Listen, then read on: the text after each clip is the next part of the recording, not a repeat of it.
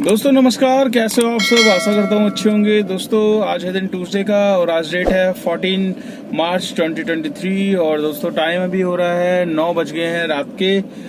9 बज के 1 मिनट हो गया है और अभी मैं पहुंच गया हूँ मधु विहार की रेड लाइट पे सेक्टर 5 द्वारका में।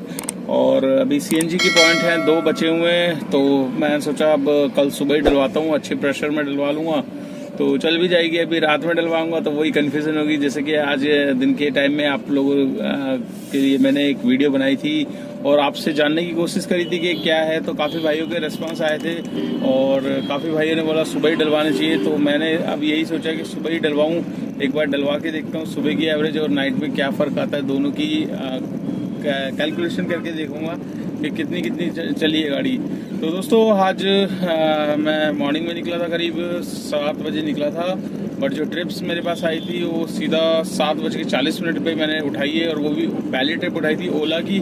ओला में एक्चुअली बुकिंग्स तो काफ़ी आ रही थी, पर बुकिंग्स पसंद की नहीं आ रही थी। जो बुकिंग्स हमें चाहिए होती है, जैसे गुड़गांव की मेरे को चाहिए होती है, तो गुड़गांव की नहीं मिल रही थी। गुड़गांव की आई थी एक, बट वो द्वारका एक्सप्रेस वे वाली साइड की थी। उसके बाद ओला में मेरे पास आई, ओला में तूरू करके जगह का नाम आ रहा था। तो मैंने सोचा यार ये ऐसी जो लोकेशन होती है जिसका नाम नहीं पता होता तो वो होती है लंबी ट्रिप्स। तो मैंने उसी हिसाब से मैंने सोचा, मैंने कहा इसको उठा लिया जाए ओला में, और मैंने कहा चाहे कैंसिल नहीं करूँगा, कहीं की भी होगी लेके जरूर जाऊँगा। तो मैंने उसको पहले एक्सेप्ट कर लिया। एक्सेप्ट करने के बाद फिर मैंने उसको गूगल मैप में डाला, तूरू नाम कहाँ का है। तो भाई साहब मानेसर से करीब 25 किलोमीटर आगे की लोकेशन थी मानेसर से। तो मानेसर से 25 किलोमीटर आगे की लोकेशन थी और टोटल यहाँ से द्वारका से थी 54 किलोमीटर। तो 54 किलोमीटर के नवादा मेट्रो स्टेशन के पास से मैंने पिकअप लिया था और सर्ज में थी राइड। सर्ज में 1.68 करके सर्ज दिखा रहा था ओला में। तो मैंने कहा यार सर्ज में है तो बिल अच्छा खासा बना ही देगा ओला। इन मामलों में ओला का थोड़ा सा नेटवर्क स्ट्रांग है कि बिल जब वो चाहे 0.12 हो या 123 हो या 40 हो, कुछ भी हो, बट ये हल्का सा भी अगर सर्च दिखा दिया ना आपके बिल में तो वो बिल अच्छा खासा खींच देता है। तो वही चीज़ हुई और मैंने करीब उनको छोड़ा। 56 किलोमीटर था, अडानी करके, अडानी का कोई वेयर हाउस था वहाँ पर बिलासपुर साइड में। तो बिलासपुर जाते वक्त 20 रुपये का एक टोल भी लगा मेरे को। टोल में दिखाता हूँ, यहाँ पर था कोई गांव का ही टोल था वो। तो टोल ये वाला लगा था 20 रुपये का, और बाकी मानेसर का तो अंदर से आया था द्वारका एक्सप्रेस वाली साइड से, तो टोल लगा नहीं, उनका टोल बच गया था। तो मैंने कहा चलो कोई नहीं। तो उनको फिर वहाँ पर ड्रॉप किया और बिल उनका जो दिखा रहा था वो 1500 कुछ बता रहे थे कि 1500 समथिंग का है, बट जब एंड किया तो बिल दिखाता यहाँ पर आपको दिखाया था 1772 रुपये का बिल दिखा रहा था, जिसमें जो मेरे को ओला ने दिए वो 1250 रुपये मेरे को ओला ने दिए। तो मैंने कहा चलो कोई नहीं यार, जितना भी मिल रहा है ठीक है। एक ही राइड में देखो, सुबह आधा घंटा मेरा वैसे ही खराब हुआ था और एक ही ट्रिप ने वो पूरा का पूरा काम कर दिया था। बट वहाँ हाँ ये था कि जहाँ छोड़ा था वहाँ से करीब 10 किलोमीटर तक मैं मानेसर तक खाली आया, क्योंकि उस तरफ ट्रिप्स ही नहीं थी। तो इस वजह से फिर वहाँ से खाली आना पड़ा। खाली आके फिर जैसे ही मानेसर तक ही पहुँचा तभी मेरे पास ऊबर में स्टार्ट हुई, 5-5 किलोमीटर दूर से बुकिंग आना स्टार्ट हुई। तो वो बुकिंग छोड़ी। फिर उसके मैंने कहा यार अब जाना है तो दिल्ली जाना है, गुड़गांव में काम करना नहीं है अभी। अब टाइम हो चुका है दिल्ली जाने का, क्योंकि गुड़गांव में अगर फंस गया तो फिर फंसा ही रह जाएगा। तो इसलिए फिर वेट कर रहा था। फिर वैसे ही मेरे पास आई ऊबर में बुकिंग चाणक्यपुरी की। तो चाणक्यपुरी जिनको लेकर आया वो बुजुर्ग थे, उन्होंने मेरे को बोला कि भैया गाड़ी बिल्कुल आराम से चलाना, कहीं भगाने की ज़रूरत नहीं है, ब्रेकर पे नहीं चलानी, ये है वो है, और इसकी ऑन कर दो पहले बैठते के साथ ही। तो मैंने कहा जी चलो कोई नहीं। तो 1.25 घंटे में उनको अशोक होटल छोड़ा चाणक्यपुरी। चाणक्यपुरी के बाद फिर मैं आ गया था सरोजनी नगर, और सरोजनी नगर लंच टाइम था तब मैंने आपसे एक छोटा सा ब्लॉग बना के, मैंने ऐसी मन में एक खुरापाती आई थी तो मैंने कहा चलो पूछ लेते हैं भाई, जो है अपना एक्सपीरियंस शेयर हो जाता है ब्लॉग के माध्यम से। तो इसलिए मैंने वो ब्लॉग बनाया था और आपसे पूछा था कि क्या रीज़न होना चाहिए इसमें।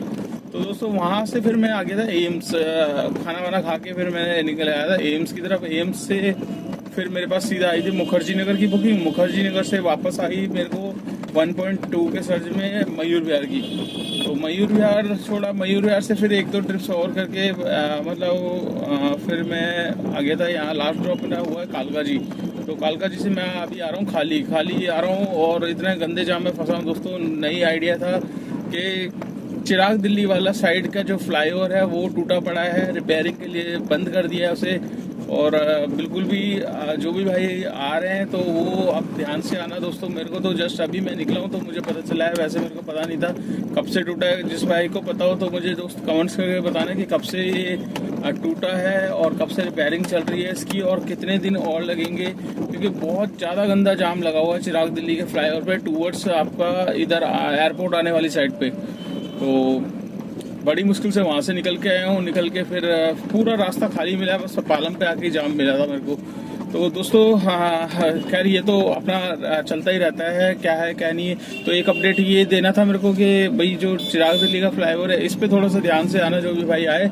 और बाकी दोस्तों आज हम बात करेंगे ओला उबर के बारे में। तो मैं हमेशा ही बात करता हूँ और ओला उबर से रिलेटेड ही आपको कुछ ना कुछ अपडेट देता हूँ। तो दोस्तों आज अपडेट है ओला उबर से और ड्राइवर की अर्निंग पे अब पड़ेगा 30 से 35% तक का लॉस और होगी अर्निंग कम।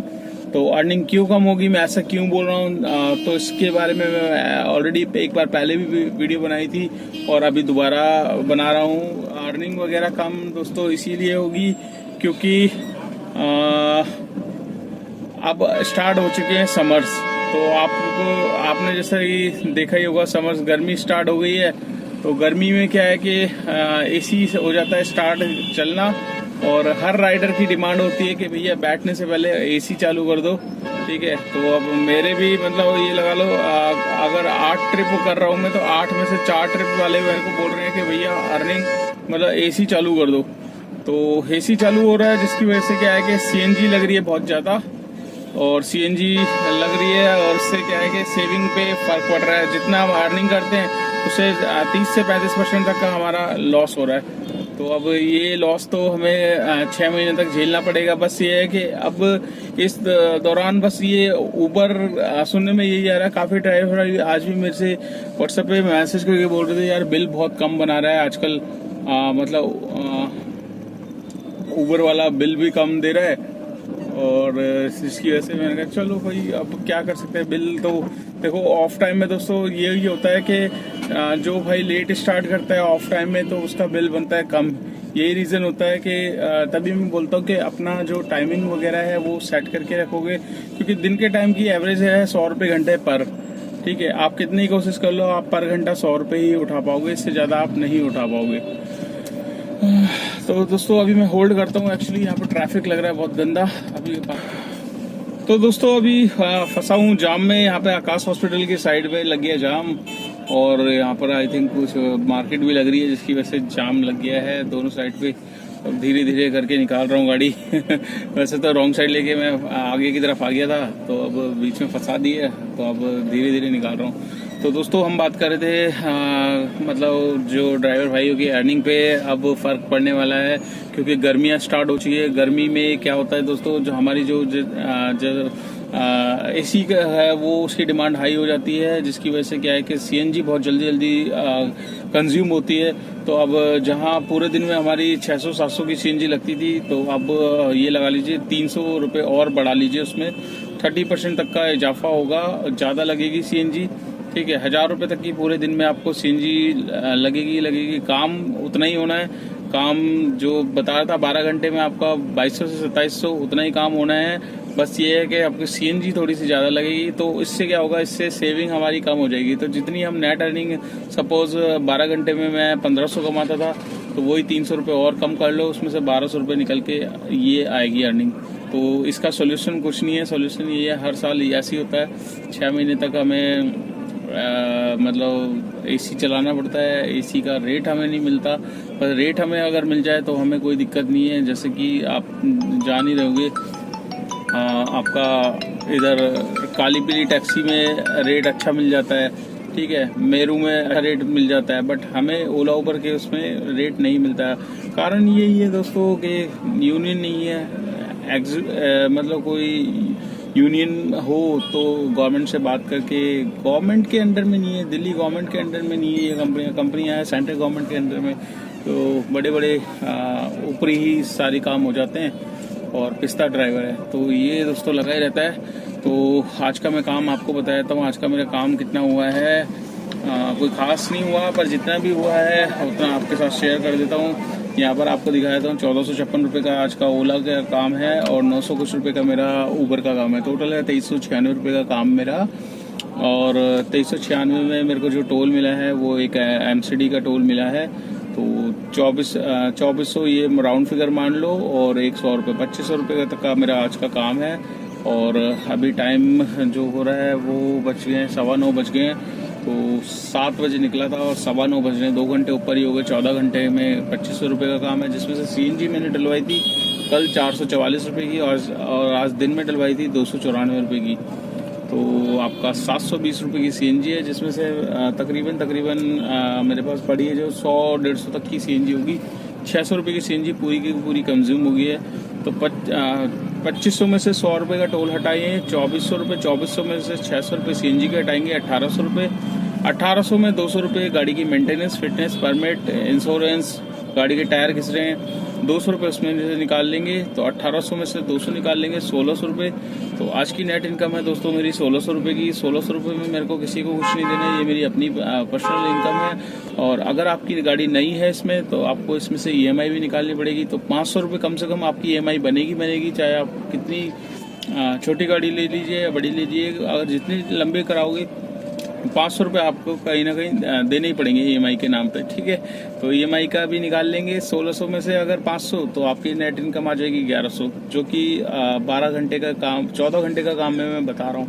तो दोस्तों इतनी मेहनत मांगती है, इसीलिए मैं बोलता हूँ हर भाई से कि सिर्फ वीडियो देख के लाइन में घुसने की कोशिश मत करिए।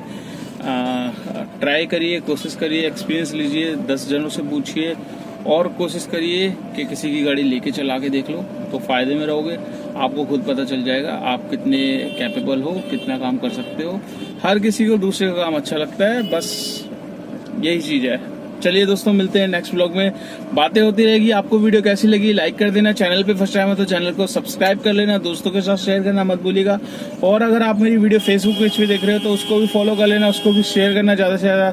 जितना आप शेयर करोगे उतनी मेरी वीडियो आगे पहुंचेगी, उन भाइयों के पास जाएगी जो जानना चाहते हैं ओला उबर में आजकल कितना काम है, वैगनआर गाड़ी से कितना काम है, डिजायर से कितना काम है, एर्टिगा से कितना काम है, गाड़ी नई ले पुरानी ले, कौन सी गाड़ी बेस्ट है दिल्ली की सड़कों पे, सारी की सारी मैंने वीडियो डाली हुई है दोस्तों। तो वेट मत कीजिए, वीडियो के सेक्शन में आइए और देख लीजिए कौन कौन सी वीडियो आप देखना चाहते हो। चलिए दोस्तों, मिलते हैं नेक्स्ट ब्लॉग में, तब तक के लिए बाय।